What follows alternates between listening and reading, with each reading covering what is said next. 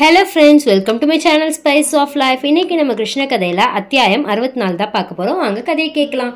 அத்தியாயம் 64 நிருகராஜனின் கதை. ஒரு சமயம் சாம்பன், பிரத்யும்னன், சாருபானு, கதன் உட்பட ஸ்ரீ கிருஷ்ணரின் குடும்பத்தினரான யதுவம்ச அரசகுமாரர்கள் துவாரகா வனத்தில் உலாவச் சென்றனர். அங்கு சுற்றி வருகையில் அவர்களுக்கு தாகம் எடுத்ததால் வனத்தில் நீர் எங்கு கிடைக்கும் என்று தேடி சென்றார்கள். அவர்கள் ஒரு கிணற்றை அணுகிய போது அதில் நீர் இல்லாமல் இருந்தது.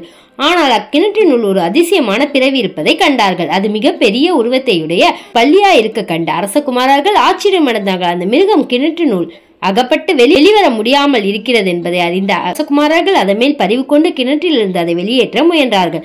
ஆனால் துரதிருஷ்டவசமாக அவர்கள் பல வகைகளில் முயன்றும் பள்ளியை வெளியேற்ற முடியவில்லை. அரசகுமாரர்கள் வீடு திரும்பியதும் கிருஷ்ணரிடம் இச்சம்பவம் குறித்து கூறினார்கள். பகவான் கிருஷ்ணர் எல்லா உயிரினங்களின் நண்பர். எனவே அவரின் குமாரர்களின் வேண்டுகோளுக்கு இணங்க தாமே நேரில் கிணற்றுக்கு சென்று தம் இடக்கையால் பல்லியை எளிதில் வெளியே தூக்கி எடுத்தார். பகவான் கிருஷ்ணரை கைப்பற்றதும் அந்த பிராணி பல்லியின் உருவை நீத்து அழகிய ஒரு தேவனின் வடிவத்தில் தோன்றியது. அவனின் உடல் குறுக்கிய தங்கம் போல் மின்னியது. நேர்த்தியான ஆடைகளும் விலையுயர்ந்த ஆபரணங்களும் அணிந்து அவன் அழகுற விளங்கினான். அந்த தேவனுக்கு பல்லியின் உடல் வந்த காரணத்தை கிருஷ்ணர் அறியாதவர் அல்லர் என்றாலும் பிறர் அறியும் பொருட்டு பகவான் கேட்டார். பாக்கியவானான தேவனே, உன் உடல் இப்போது அழகுடன் பிரகாசிப்பதை நாங்கள் காண்கிறோம். நீ யார்? ஸ்வர்க்கத்தின் சிறந்த தேவர்களில் நீயும் ஒருவன் என்பதை எங்களால் யூகிக்க முடிகிறது. உனக்கு எல்லா நலன்களும் உண்டாகட்டும். நீ இந்த நிலையில் இருக்க ஏற்பட்டவன் அல்லன்.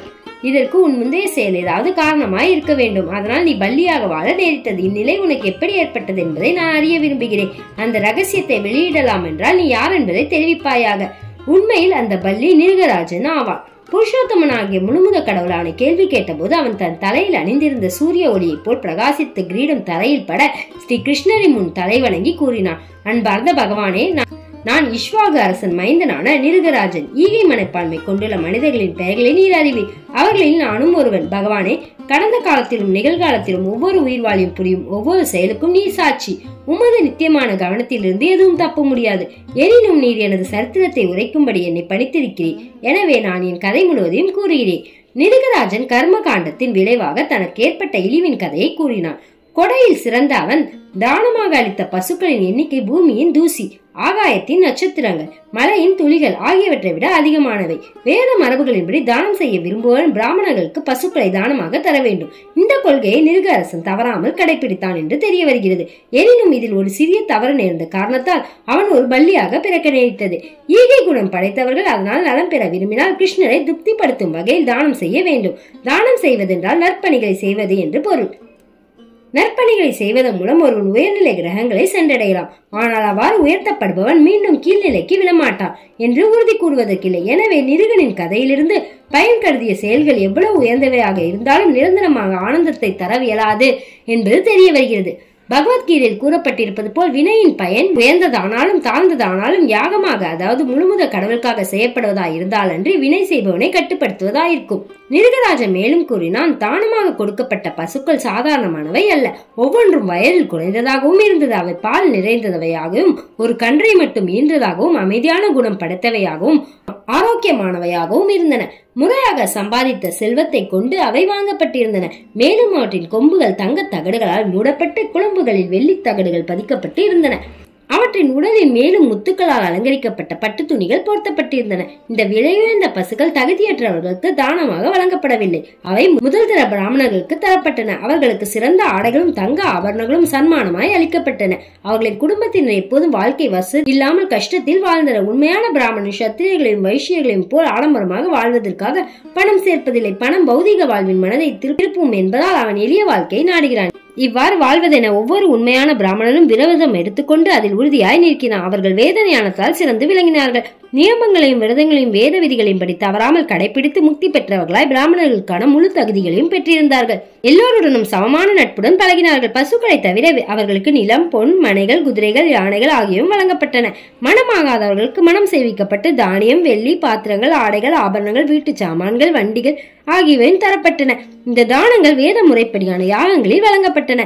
பிராமணர்களுக்கு தானங்கள் வழங்கியது மட்டுமின்றி கிணறு வெட்டுதல், மரம் நடுதல், குளம் வெட்டுதல் போன்ற நற்பணிகளையும் செய்தேன். அரசன் மேலும் கூறினான். நான் இவ்வாறெல்லாம் தான தர்மங்கள் புரிதும் துரதிருஷ்டவசமாக ஒரு சமயம் ஒரு பிராமணனுக்கு நான் தானமாக கொடுத்த ஒரு பசு மற்ற பசுக்களின் கூட்டத்துடன் கலந்து விட்டது.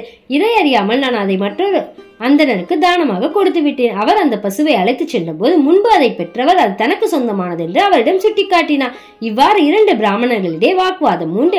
அவர்கள் என்னிடம் வந்து நான் தானமாக கொடுத்த ஒரு பசுவை திரும்ப எடுத்துக்கொண்டதாக குற்றம் சாட்டினார்கள். ஒருவருக்கு கொடுத்த பொருளை, அதுவும் ஒரு பிராமணருக்கு கொடுத்ததை திரும்ப எடுத்துக்கொள்வது பெரும் பாவமாக கருதப்படுகிறது. 2 பிராமணர்களும் அரசனின் மீது குற்றச்சாட்டை சாட்டிய போது அவன் அது எவ்வாறு நேர்ந்தது என்று புரியாமல் மிகுந்த பணிவுடன் அந்த இருவருக்கும் ஒரு பசுவுக்கு பதிலாக 100,000 பசுக்கள் தருவதாக கூறினார். ஏதோ தவறு நடந்து விட்டது என்றும் அவர்களின் சேவகனான தன்னை அவர்கள் மன்னிக்க வேண்டும் என்றும் அரசன் வேண்டிக் கொண்டான். இந்த தவறுக்காக தான் நரகம் செல்வதை தடுக்க வேண்டும் என்றும் அவர்களிடம் பிரார்த்தித்தான். பிராமணனின் சொத்து பிரஹ்மாணஸ்வாம் எனப்படும். அதை அரசாங்கம் கூட எடுத்துக்கொள்ளக் கூடாது என்பது மனு நீதி. 2 பிராமணர்களும் பசு தனது என்றும் அதை எக்காரணத்திற்காகவும் திரும்ப தர முடியாது என்றும் பிடிவாதமாக கூறினார்கள். அதற்கு பதில் 1000 பசுக்களை பெறுவதற்கு அவர்கள் இருவரும் சம்மதிக்கவில்லை. அரசனின் பிரேரணையை அவர்கள் நிராகரித்து மிகுந்த கோபத்துடன் அங்கிருந்து அகன்றார்கள். இந்த நிகழ்ச்சிக்கு பிறகு நிருகராஜன் பூத உடலை நீக்கும் நேரம் வந்தபோது அவன் யமராஜனின் முன்பு கொண்டு செல்லப்பட்டான். யமராஜன் அரசனிடம் அவன் செய்த புண்ணியங்களுக்கான பலன்களை முதலில் அனுபவிக்க விரும்புகிறானோ அல்லது தவறுகளுக்கான விளைவுகளை ஏற்க விரும்புகிறானா என்று கேட்டான். நிருகன் அளவற்ற புண்ணிய காரியங்களை செய்திருப்பதால் அதற்காக அவன் அனுபவிக்க இருக்கும் நலன்களும் எல்லையற்றது என்பதை யமராஜன் குறிப்பாக தெரிவித்தான். தான் செய்த புண்ணியங்களின் பலனாக எல்லையற்ற லௌகீக இன்பத்தை பெறலாம் என்று அறிந்தும் நிருகராஜன் திகைத்தான். அவன் முதலில் தவறுகளுக்கான தண்டனைகளை அனுபவித்துவிட்டு பிறகு புண்ணியங்களுக்கான பலன்களை பெறுவதென்று முடிவு செய்தான். எனவே யமராஜன் நிருகனை பல்லியாக மாற்றினான்.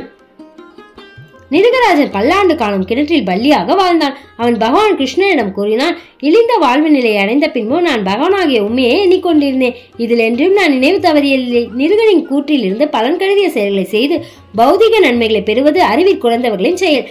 தான் விரும்பியதை தேர்ந்தெடுத்துக் கொள்ளலாம் என்று நிருகனிடம் யமராஜன் கூறிய போது புண்ணியங்களின் பலனை முதலில் அனுபவிப்பது என்று அவன் முடிவு செய்திருக்கலாம். ஆனால் முதலில் தவறுகளுக்கான தண்டனைகளை அனுபவித்துவிட்டு பின்பு புண்ணியங்களுக்கான நலன்களை தங்கு தடையின்றி அனுபவிப்பதென்று நிருகன் தீர்மானித்தான். மொத்தத்தில் அவன் கிருஷ்ண உணர்வை வளர்த்துக் கொண்டிருக்கவில்லை. அவன் கிருஷ்ண உணர்வில் இருப்பவன் கடவுளான கிருஷ்ணனிடம் அன்பு செலுத்த முற்படுகிறான். நற்செயல்கள் தீச்செயல்கள் ஆகியவற்றில் அப்படிப்பட்டவன் அவ்வாறான செயல்களின் விளைவுகளுக்கு ஆளுவதில்லை. பிரம்ம சம்ஹிதையில் கூறப்பட்டுள்ளது போல் பக்தன் பகவானின் கருணையால் வினைகளின் பலன்களுக்கு உட்படுவதில்லை. எப்படியோ நிருகன் செய்த புண்ணியங்களின் பலனாய் பகவானை காண வேண்டும் என்ற அவள் அவனுக்கு ஏற்பட்டது. அவன் கூறினான், நான் பரந்த பகவானே, என்றாவது ஒரு நாள் உம்மை நேரில் காண வேண்டும் என்று ஆவல் கொண்டிருந்தேன். தான தர்ம காரியங்களில் நான் ஈடுபட்டிருந்தாலும் உம்மை நேரில் காண வேண்டும் என்று பேராவல் கொண்டிருந்தாலும் நான் பல்லியாக மாறினாலும் முன்பிறவியில் நான் யாராக இருந்தேன் என்று நினைவு மாறாமல் இருந்தேன். அன்பார்ந்த பகவானே, நீ ஒவ்வொருவரின் இதயத்திலும் உறையும் பரமாத்மா. வேதங்கள் மற்றும் உபனிஷத்துக்களின் மூலமாக உம்மை காணும் கண்களை பல மகா யோகிகள் பெற்றிருக்கிறார்கள். தன்மையில் உமக்கு சமமாக ஆகும் உயர்ந்த நிலையை பெற அவர்கள் உம்மை தம் உள்ளங்களில் தியானித்திருக்கிறார்கள். இந்த உயர்ந்த யோகிகள் உம்மை தம் உள்ளங்களில் எப்போதும் பார்த்திருந்தாலும் உம்மை நேருக்கு நேர் காண அவர்களால் இயலாது. எனவே உம்மை நான் நேரில் காண முடிவது எனக்கு ஆச்சரியத்தை அளிக்கிறது. நான் பல செயல்களில் குறிப்பாக அரசன் என்ற முறையில் ஈடுபட்டிருந்தேன். செல்வமும் வசதிகளும் மிகுதியாக என்னிடம் இருந்தது. நான் ஜட வாழ்வின் இன்பத் துன்பங்களில் மூழ்கி இருந்தாலும் உம்மை நேருக்கு நேர் காணும் பாக்கியத்தை பெற்றிருக்கிறேன். எனக்கு தெரிந்தவரை ஒருவன் ஜட வாழ்வில் இருந்து விடுபடும் போது மட்டுமே இவ்வாறு உம்மை நேருக்கு நேர் காண்பது சாத்தியம்.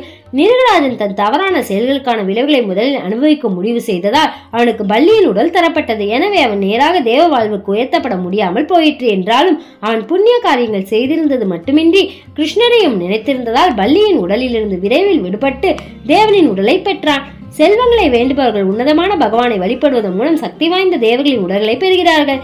சில வேளைகளில் தேவர்கள் முழுமுத கடவுளை நேருக்கு நேர் காணும் வாய்ப்பை பெறுகிறார்கள். எனினும் அவர்கள் ஆன்மீக ராஜ்யமான வைகுண்ட கிரகங்களை அடையும் வாய்ப்பை பெறுவதில்லை. ஆனால் அந்த தேவர்கள் பகவானின் பக்தர்களாக இருந்தால் வைகுண்டம் செல்வதற்கான அடுத்த வாய்ப்பை பெறுகிறார்கள். தேவனின் உடலை பெற்ற நிருகராஜன் எல்லா நினைவுகளும் பெற்றிருந்ததால் இவ்வாறு கூறினான், அன்பார்ந்த பகவானே, நீர் உன்னதமான பகவான். தேவர்கள் எல்லோரும் உம்மை வழிபடுகிறார்கள். நீர் உயிர்வாளிகளில் ஒருவர் அல்ல என்றாலும் புருஷோத்தமனாக விளங்குகிறீர். உயிர்வாளிகளின் மகிழ்ச்சியின் மூல காரணம் நீர். எனவே நீர் கோவிந்தா என்று அழைக்கப்படுகிறீர். சுவாமி, நீரே எனது பகவான், பரம்பொருள், உயிர்வாளிகளில் மிகவும் பரிசுத்தமானவர். நீர் எல்லா உயிர்களுக்கும் புகலிடமாய் விளங்குகிறீர். எனவே உன்னதமான பகவானாகிய ஸ்ரீ கிருஷ்ணா, எனக்கு நீர் ஒரு தேவனின் உடலை கொடுத்திருப்பதால் நான் சொர்க்கத்தை சார்ந்த ஏதாவது ஒரு கிரகத்துக்கு செல்வேன். எனவே உமது பாதக்கமலகை என்றும் மறவாதிருக்கும் வரத்தை எனக்கு அளிக்கும்படி உம்மை நான் வேண்டுகிறேன். நான் எந்த உயிரினத்தின் உடலை பெற்றாலும் எந்த கிரகத்துக்கு சென்றாலும் உமது பாத தாமரைகளை மறக்காமல் இருக்க வேண்டும். நீர் எங்கும் நிறைந்தவர், காரண காரியமாக எங்கும் இருப்பவர். நீர் எல்லா காரணங்களுக்கும் காரணமாவீர். உமது சக்திகள் எல்லையற்றவை. நீர் பரமசக்தியும் புருஷோத்தமனாகிய முழுமுத கடவுள், உயர் பிரம்மன். எனவே நான் மீண்டும் மீண்டும் உம்மை வணங்குகிறேன். அன்பார்ந்த பகவானே, உமது உடல் பரமான அறிவாலும் ஆனந்தத்தாலும் நிரம்பியுள்ளது. நீர் நித்தியமானவர், யோகீஸ்வரர். உமது பாத தாமரைகளில் ஏதுமற்ற தூசியாக என்னை ஏற்றுக்கொள்வீராக. ஸ்வர்க்க கிரகங்களை சென்றடைவதற்கு முன்பு நிருகராஜன் பகவானை வலம் வந்து தன் மணிமுடி தரையில் படும்படியாக தலைவணங்கினான். ஸ்வர்க்கத்தில் இருந்து விமானம் வந்திருப்பதை கண்டதும் அதில் ஏறி செல்லும்படி கிருஷ்ணர் நிருகராஜனுக்கு அனுமதி அளித்தார். நிருகன் சென்றன் பின் கிருஷ்ணர் அவனின் ஈகை மனப்பான்மையும் தர்ம செயல்களையும் பிராமணர்களிடம் பாராட்டி பேசினார். எனவே ஒருவன் நேரடியாக பகவானின் பக்தனாக முடியாவிட்டால் வேத முறைப்படியான வாழ்க்கை முறையாவது கடைபிடிக்க வேண்டும். அவ்வாறு நடப்பவன் ஒரு நாள் நேரடியாக ஆன்மீக உலகிற்கு அல்லது வேறு வழியில் சொர்க்கத்திற்கு உயர்த்தப்பட்டு அங்கிருந்து ஆன்மீக உலகிற்கு உயர்த்தப்படும் வாய்ப்பை பெறுவான். இந்நிகழ்ச்சி நடந்த சமயத்தில் பகவான் கிருஷ்ணர் சத்திரிய வம்சத்தை சார்ந்த தம் உறவினர்களிடையே இருந்தார். நிருகனின் சிறந்த உதாரணத்தின் மூலம் அவர்களுக்கு அறிவுரை வழங்குவதற்காக கிருஷ்ணர் கூறினார், ஒரு சத்திரிய அரசன் நெருப்பை போன்ற சக்தியை பெற்றிருந்தாலும் ஒரு பிராமணனின் உடைமையை கைப்பற்றும் அதிகாரம் அவனுக்கு கிடையாது. இவ்வாறு இருக்க ஒரு சாதாரண அரசன் தன்னை உலகில் மிக சக்தி வாய்ந்த அரசனாக தவறாக கருதி கொண்டு ஒரு பிராமணனின் உடைமையை எவ்வாறு பறிக்க முடியும்? விஷம் அருந்துவது பிராமணனின் உடைமையை அபகரிப்பதை விட அபாயகரமானதல்ல. ஏனெனில் சாதாரண விஷத்துக்கு மாற்றம் இருந்து உண்டானால் ஒரு பிராமணனின் உடைமையை பறிப்பதற்கான விஷத்தை ஒருவன் அருந்தினால் அந்த தவறுக்கு பரிகாரம் இல்லை. நிருகரசன் இதற்கு சிறந்த உதாரணம். அவன் சக்தி வாய்ந்தவன், புண்ணியகாரங்களை செய்தவன். ஆனால் ஒரு பிராமணனின் பசுவை அறியாமல் எடுத்துக்கொண்டு சிறு தவறுக்காக இழிந்த பலியாக பிறக்க நேரிட்டது. சாதாரண விஷம் அதை அருந்துபவர்களை மட்டும் பாதிக்கும். சாதாரண நெருப்பை அதன் மேல் தண்ணீர் ஊற்றி அணைத்து விடலாம். ஆனால் ஒரு பிராமணனின் ஆன்மீக சக்தியால் ஏற்படும் ஆரணி நெருப்பு அவனுக்கு எதிராக தவறு செய்பவனின் குடும்பம் முழுவதையும் எரித்து சாம்பலாக்க வல்லது. வேத காலத்தில் அந்தரங்கள் வேள்வி தீயை தீக்குச்சி உதவியின்றி மூட்டுவார்கள். அணைக்கட்டைகளை ஒன்றோடொன்று தேய்க்கையில் ஆரணி பொறி கிளம்பும். இதை தேங்காயினால் வைத்து பற்ற வைத்து பிறகு நெய் வாத்து பிரம்மாண்ட தீ எழ செய்வார்கள். அவன் பிராமணனின் உடைமையை தொட்டாலும் கூட அவன் 3 தலைமுறைகளுக்கு அழிந்து போவான். பிராமணனின் உடைமையை வலுக்கட்டாயமாக பறிப்பவனின் குடும்பம் 10 தலைமுறைக்கு சீர்குலைந்து போகும். ஆனால் ஒருவன் வைஷ்ணவனாக அதாவது பக்தனாக ஆவானேயானால் அவனது குடும்பம் 10 தலைமுறைகளுக்கு முன்னரும் பின்னரும் முக்தி பெறும். பகவான் கிருஷ்ணர் மேலும் கூறினார், யாராவது ஒரு அரசன் முட்டாள்தனமாக செல்வ செருக்காலும் ஆணவத்தாலும் ஒரு பிராமணனின் உடைமையை பறிக்க விரும்பினால் அவன் நரகம் செல்லும் வழியை தேடுகிறான் என்று கருத வேண்டும். அவ்வாறான முட்டாள்தனமான செயலுக்காக எவ்வளவு வருந்த வேண்டி இருக்கும் என்பதை அவன் அறியாமல் இருக்கிறான். ஒரு பெரிய குடும்பத்தை பராமரிக்கும் பொறுப்பை கொண்டுள்ள ஒரு பிராமணனின் உடைமையை ஒருவன் பறித்தால் அவன் கும்பி பாகம் எனும் நரகத்தை அடைகிறான். அவன் மட்டுமின்றி அவன் குடும்பத்திலும் நரகத்துக்கு அனுப்பப்படுகிறார்கள். ஒரு பிராமணனுக்கு வழங்கப்பட்டுள்ள அல்லது அவனால் மற்றவருக்கு தரப்பட்டுள்ள உடைமையை ஒருவன் பறித்தால் அவன் குறைந்தது 60,000 ஆண்டுகள் மலத்தில் புழுவாக பிறந்து உழல நேரிடுகிறது.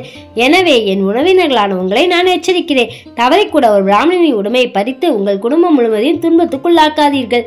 இத்தகைய உடைமையை ஒருவன் பலவந்தமாக பறிக்காவிடிலும் அதை எண்ணினாலும் கூட அவனின் ஆயுள் குறைந்து போகும். அப்படிப்பட்டவனுக்கு பகைவர்களால் வீழ்ச்சி ஏற்பட்டு அவன் அரச பதவியை இழந்து மரணம் அடையும் போது கோபம் கொண்டு உங்களை திட்டினாலும் வதைத்தாலும் நீங்கள் அவனை பழி வாங்காமல் சிரித்து பொறுமையுடன் அவனுக்கு மரியாதை செலுத்த வேண்டும். நான் கூட தினமும் 3 முறை பிராமணர்களுக்கு மரியாதை செலுத்துவதை நீங்கள் அறிவீர்கள். நீங்கள் என் அறிவுரையை மனதில் கொண்டு என் உதாரணத்தை பின்பற்ற வேண்டும். அவ்வாறு செய்யாதவர்களை நான் மன்னிக்க மாட்டேன். அவர்களுக்கு உரிய தண்டனை வழங்குவேன். ஒருவன் அவன் வாழ்வில் மிகவும் துன்புறுவான் என்பதை நிருகராஜனின் கதையிலிருந்து நீங்கள் அறிய வேண்டும். பக்தி வேதாந்தர் எழுதிய கிருஷ்ணர் எனும் நூலின் 64ஆம் அத்தியாயமான நிருகராஜனின் கதை இவ்வாறு நிறைவு பெறுகிறது.